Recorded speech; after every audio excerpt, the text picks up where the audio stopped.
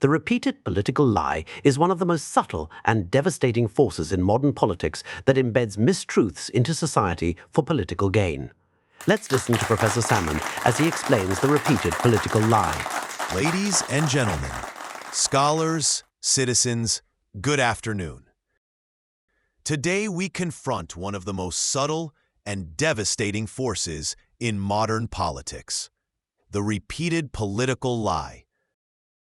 Not the dramatic political lie shouted once in the heat of scandal, but the calm, confident lie repeated many times in many venues until believed in the confusion between fact and fiction. Until reality is no longer discoverable, but chosen for us by a force that has interests other than that of citizens. The repeated political lie is an age-old tactic used to shape the perception of reality, and it is a remarkably effective tactic. This subject is not abstract, it is not distant, it is not safely historical, it is present, it is active, and it is working to capture our minds right now. People rarely believe a lie because it is persuasive. They believe a lie because it is familiar, where its newness doesn't betray its intent, where fellow citizens believe it, where it appears at every turn. Your brain is designed for survival, not perfect reasoning, and the brain assumes that if it hears something repeatedly, it must be safe because it's ubiquitous. The brain also assumes that if many others appear to embrace it, it must be safe because it's widely accepted. If opposing it brings conflict and isolation, silence might be safer. Repetition is a key ingredient to getting the political lie embedded. Repetition works not by logic, but by exhaustion. Repetition wears down doubt. It wears down resistance. It obscures logic or cancels it altogether. The repetition of a political lie is the alternative to shouting a lie. The shouted lie stands out as intent to deceive and is quickly suspect. The subtle, repeated lie keeps defenses lowered, if only long enough for the lie to make it past mental security checks. Truth whispers because it has no ulterior motive. Truth has a foundation of verifiable facts and provides little value in deception. Truth attracts discourse. Truth welcomes doubt. Truth prevails because it proves out over time. The repeated political lie doesn't enjoy these attributes, so must be driven into the conscience. Without foundation in fact, political lies are presented in a manner that hastens acceptance before verification reveals the deception. The lie is repeated to keep verification paralyzed. Without verification, the power of political lies is based largely on frequency of exposure. Frequency strengthens the hold of the lie enough to cancel the need to verify the lie, or at least delay verification. The goal is to get the lie accepted, to cancel verification entirely. After all, why fact-check that which is already accepted as true? Hannah Arendt, the great political philosopher, warned us, the ideal subject of totalitarian rule is not the convinced fanatic, but people for whom the distinction between fact and fiction no longer exists. Arendt understood that political lies need not convince those who already believe them, rather to recruit new believers. As the quantity of believers grows, the lie appears more credible, not by reason or logic, but by social acceptance. Over time, society becomes governable by emotion, propped up by a stream of emotionally charged lies used to steer people. And emotion, unchecked, unexamined, unanchored, can be steered. Your mind tends to trust information that feels familiar, emotionally aligned, and socially reinforced by wide acceptance. The brain reasons that familiar equals safe, and safe equals true. It's why advertising repeats messages, why propaganda repeats slogans, why political slogans are never essays, they are chants. If you hear something enough times, your brain undergoes a shifting process from, "I've heard this before," to, "Everyone says this," to, "This must be true." Eventually, the lie becomes internalized. It becomes true for you. And the brain, being the diligent, protective guardian it is, reasons the many ways that what it believes must be true. Selective verification becomes normal. Facts are cherry-picked. Facts that don't align properly with the accepted lie are dismissed. Of course, the brain acknowledges that the claim could be a lie, but rationalizes away the doubt. Once internalized, misinformation is hard to uproot because it itself becomes truth, and purging a lie-based belief requires admitting error. Repeated political lies bypass logic and burrow straight into identity, where they become entrenched in a person's sense of self. It's that self that defines a person's loyalty to a political group. A political lie entangled with identity sets the stage for misguided patriotic action if restraint is not practiced. Powerful political sentences are at times intended to foster a sense of belonging. Such a message resonates with those who seek a purpose, a mission, a cause. A lie that aligns with the need for purpose finds an open door to the mind. While a lie may be initially rejected, it's the repetition of the lie that targets the mind's open door again and again until no longer rejected. The lie becomes internalized, no longer a threat, but as familiar and as safe as any other accepted belief. Nietzsche observed, "Sometimes people don't want to hear the truth because they don't want their illusions destroyed." An accepted and internalized political lie becomes armor that reinforces the believer's previously accepted lie that had solidified into a belief. Indeed, in this state, the ability to differentiate between a lie and truth becomes diminished. Nature's mechanism for protecting oneself is trying to distinguish what is harmful and what is safe. Repetitive lies defeat this mechanism by bypassing the filter that protects identity.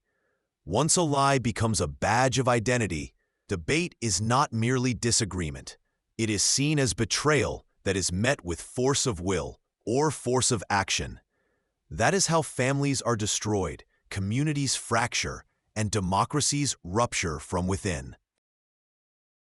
A repeated political lie does not just distort truth, it replaces truth.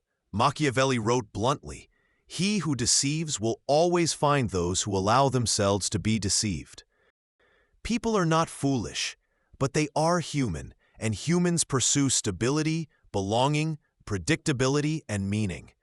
People naturally consider claims that offer these benefits, and normally have the capacity to assess the validity of claims based on forehand knowledge, experience, further research, and even trial and error. However, the repeated political lie is designed to not be examined, rather to portray a reality that is desired. The skeptical person will consider a claim the first time it's heard, but not every time it's heard. As such, a political lie that is repeated outlasts examination, bridging the gap between current reality and a preferred reality. In this way, a repetitive political lie outlives the initial exposure and appears to be credible, and soon examination is even unnecessary. It dampens hope of what it promises, and it is tiring. Discussion is laborious, and facts are not disagreed with. They are dismissed because they seem irrelevant. Why put effort into verifying a claim that seems to be everywhere accepted and universal? The validity of the political lie seemed so sure, so safe. George Orwell captured this chilling moment. The party told you to reject the evidence of your eyes and ears. When power defines truth, you no longer have politics. You have obedience. Obedience requires loyalty. loyalty requires silence. When power controls the mind, the power controls the competition. As Sir Walter Scott said in 1808, "Oh, what a tangled web we weave, when first we practice to deceive." This holds true for the repetitive political lie as well, where new lies are needed to prop up the previous lies. Repetition helps the lie become widely circulated to leverage social acceptance.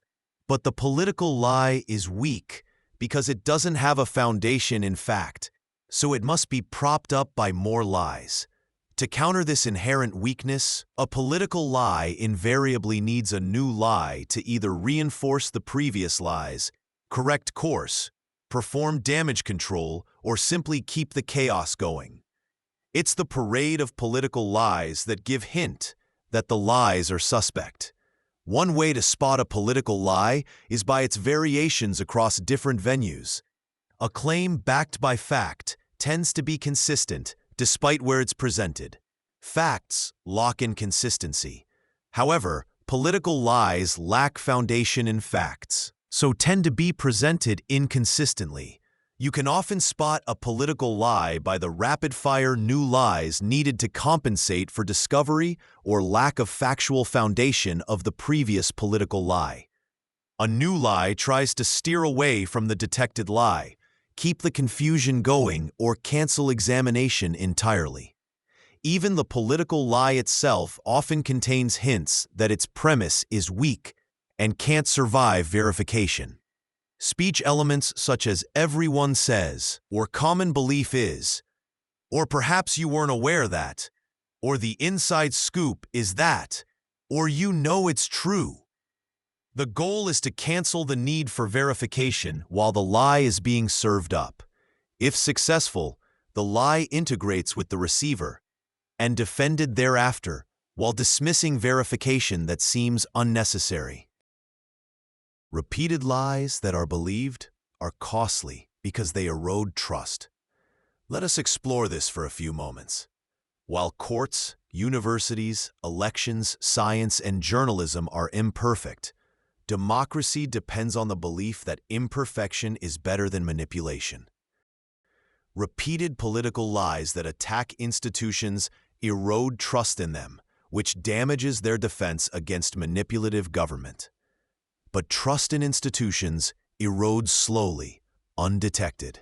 By the time the structure is irreparably damaged or falls, people think collapse was inevitable.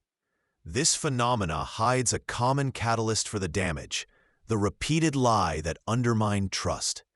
The irony is that the repeated political lie often appears on the surface to have the goal of improving an institution. But in reality, the political lie works to collapse the institution.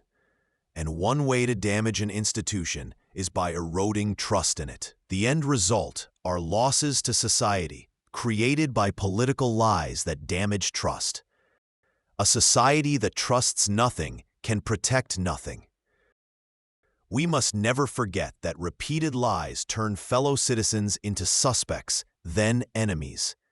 When we can't trust one another in a democracy, discourse is silenced or leans toward argument. Society divides into us and them. They are lying.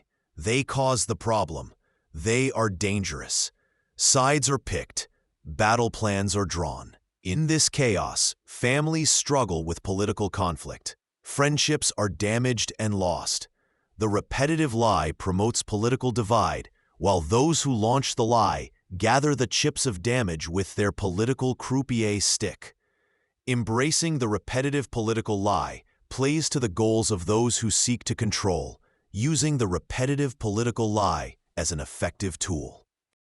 There comes a moment when a citizen no longer asks, "Is this true?" Instead asks, "Does this benefit my side?" The tactic of the political lie that is pushed on the public by repetition is to draw a line in the sand that demands choosing a side. Responding to the call requires accepting the claims of truth the lie promotes. This dynamic sets up a situation where the side chosen is premised on the lie. Such a position is defended by further repeating the lie, because the citizen, compelled to pick a side, is unable to otherwise defend the choice. Ultimately, the repeated lie ensnares citizens who feel obligated to stand their ground, which includes further broadcasting the lie. At that point, truth no longer matters. Winning takes precedence over truth. Truth loses its sacred status. Truth becomes conditional, disposable. Democracy dies when truth and lies are no longer distinguishable. We have seen this pattern before. Egyptian pharaoh Pharaoh-Merneptah used propaganda to boast his military might. Imperial propaganda in ancient Rome to legitimize government power. Religious distortions in the various inquisitions during the American Revolution, both sides used propaganda. Manipulation through repetition and scapegoating during World War II.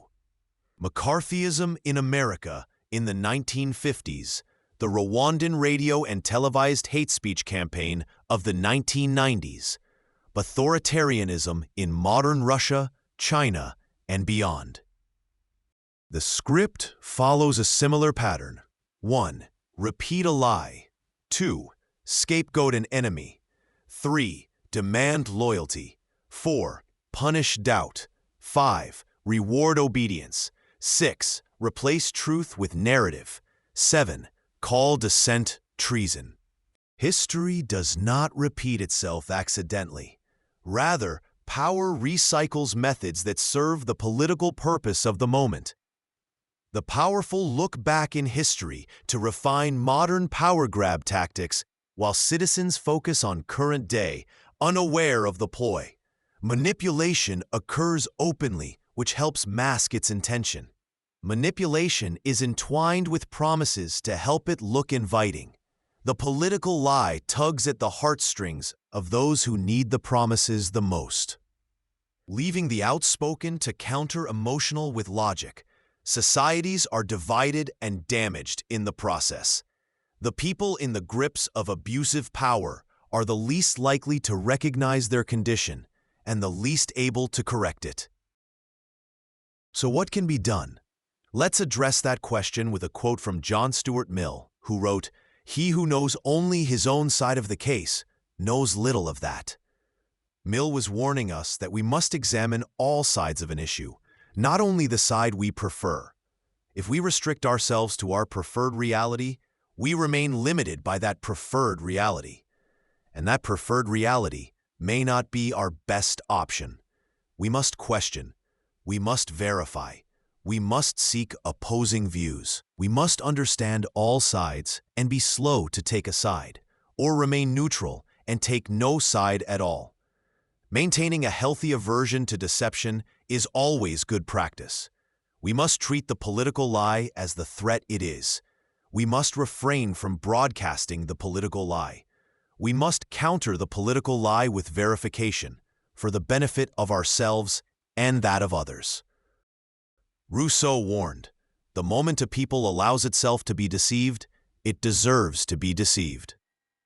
That may seem harsh, but vigilance is the price of freedom, always has been, always will be. A society that remains unaware remains vulnerable. Those who deceive don't take a day off, nor should we. Truth is not self-defending. Truth is verifiable. Democracy is not self-sustaining. Freedom is not self-renewing. Those privileges rely on us. Not tomorrow, not when things get bad. Now. Let me leave you with practical methods to resist the repeated political lie. Question convenience. Truth is rarely the easiest answer. Demand evidence. Emotion is not proof. Favor transparency over blind trust. Trust nothing, but consider everything. Decide if your position on an issue is your position, not another's. Listen to what challenges you, not only what comforts you. Be aware of your emotional response to a political claim. It warns you. Call out repetition. Tactics exposed. Reveal intent. Protect and practice curiosity. That makes questions interesting. What you believe will lead or mislead others who admire you.